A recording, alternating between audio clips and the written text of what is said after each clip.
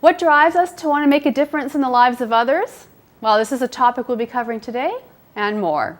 Hello, I'm Shannon Skinner, and I'm happy that you've dropped in for another episode of Extraordinary Women TV, where we learn how to put our dreams into action.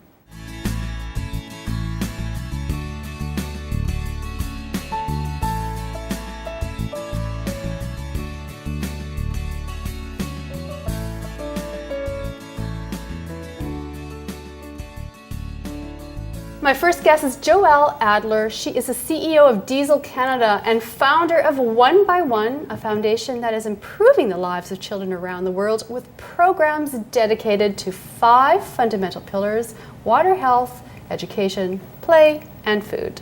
Joelle, welcome to the show. Thank you. It's really nice to be here, and I appreciate you having me, Shannon. Oh, it's so nice having you here. Now, I mean, you are a unbelievably successful entrepreneur. You've worked very hard. You've created quite an amazing business here in Canada. You've turned that into a mission that's near and dear to your heart. But let's just talk a little bit about Diesel and how you managed to bring that brand to Canada and grow it.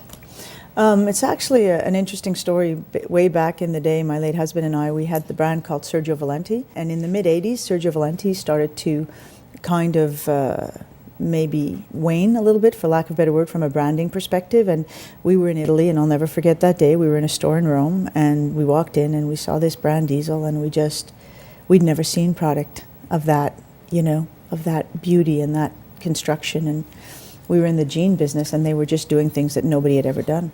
And so we went back, we contacted them. At the time, Diesel was doing $25 million worldwide.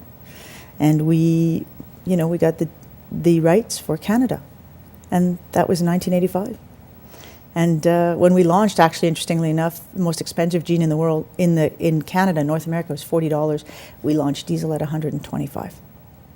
And so you must have been a bit nervous. Oh my God, are people going to pay that much money for jeans, which is nothing now today? Well, this goes back to, I think, what your show is all about, Shannon. It's about passion.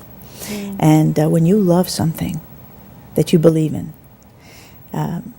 you go forward with it, because and 9 out of 10 out of 10 people are going to tell you you're doing the wrong thing. Everybody told us we were crazy to try to launch a brand at $125. There was just no way that it was going to do well. And the world is ripe with stories of it can't be done and you can't do it. And I think that's why what your show does, especially with women, is important, because women follow their hearts. Now, if Diesel's across Canada, I know you've got a great shop here in Sure. Yorkville and Toronto. Yeah, and one in Yorkdale now. We're very proud of. Yeah. We have a great, beautiful stores that are flagship stores, what we call flagship stores.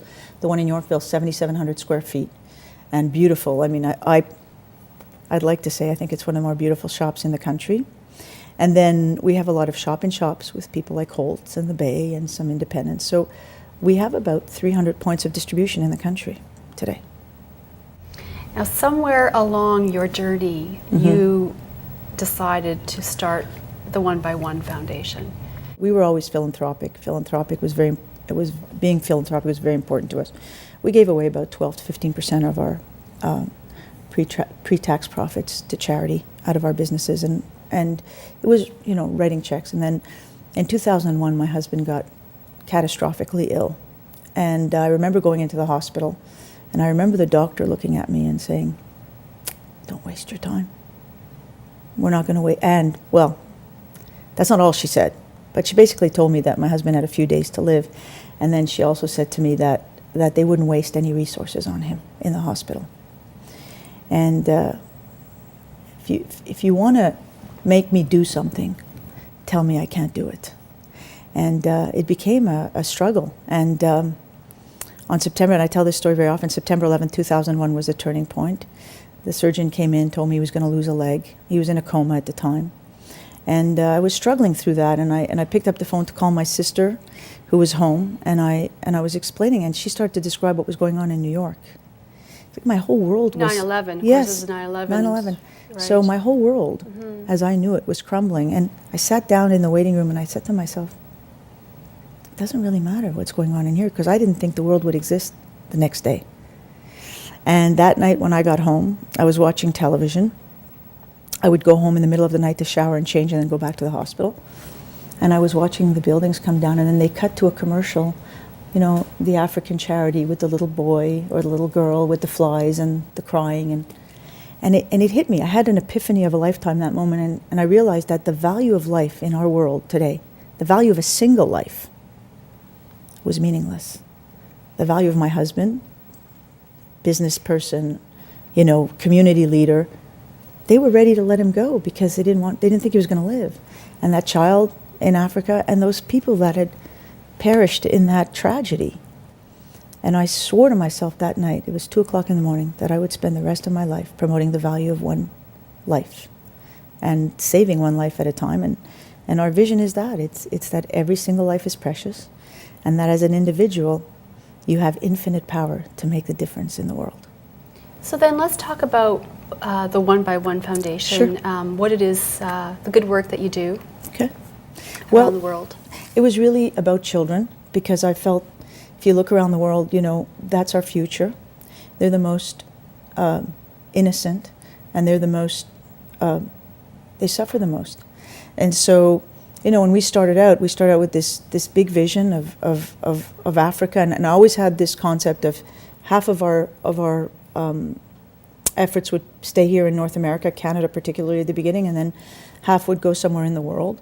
And when I looked at what was in North America, what was important for children, I realized food insecurity was a huge problem.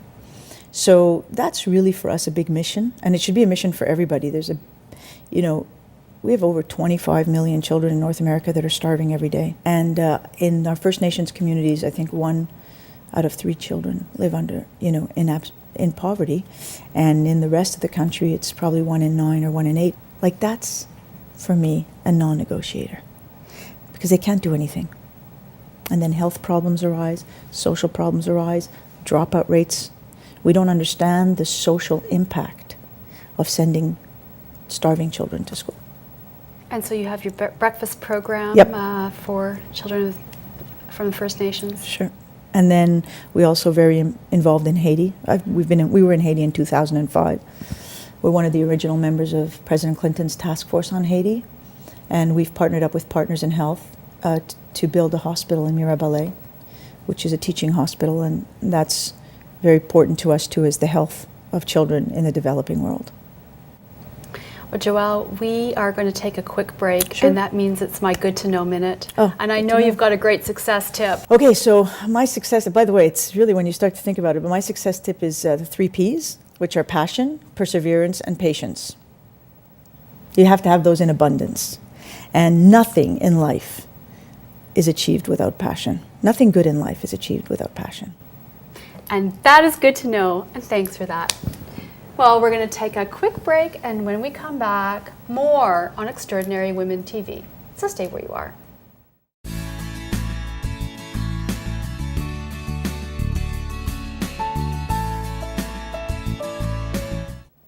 Welcome back to Extraordinary Women TV. I'm Shannon Skinner, and I'm speaking with Joelle Adler, who is the CEO of Diesel Canada and founder of OneXOne Foundation, doing great things for children around the world and, of course, here at home. Thank you, Shannon. Now, what are you doing with Matt Damon? Matt and us partnered up at the very beginning of OneXOne, the second year, over water projects, and we evolved. We made a movie actually called Running the Sahara, which we 3 runners. I encourage everyone to see. It's a beautiful movie, just to bring about the lack of water issue. And then as we evolved our relationship, I had an idea that was very dear to my heart. I feel philanthropy, pure philanthropy, is necessary, but it's not sustainable. And to me, what really is going to be sustainable is creating enterprise in the developing world, putting people to work. And being from the fashion industry, I also realized that the fashion industry is really one of the first manufacturing bases going into the developing world. And so we've come up with a concept along with some other people. We're 7 partners, and we're opening our first factory now, is open in Haiti, where we're going to be making high-end clothing, and we're going to be giving 50% of the profits back to the workers and the community. And that's the new wave of thinking now, is go as entrepreneurs, develop businesses, and share. So for you then, where does it go from here?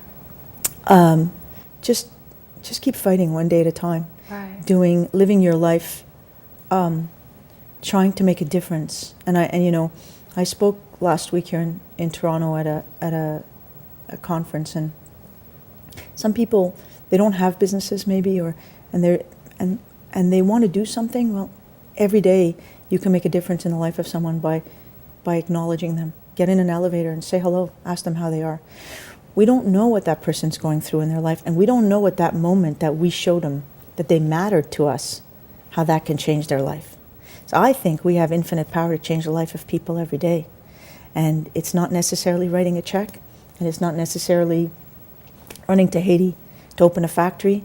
It's every day showing another human being that you care, because you don't know at that moment how important it might be to them.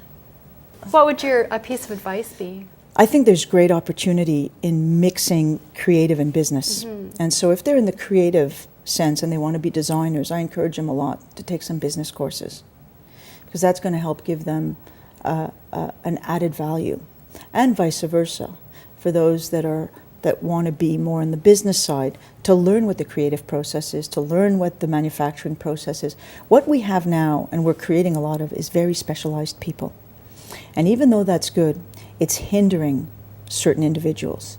And what you really want to do is to have as wide a knowledge of something as possible.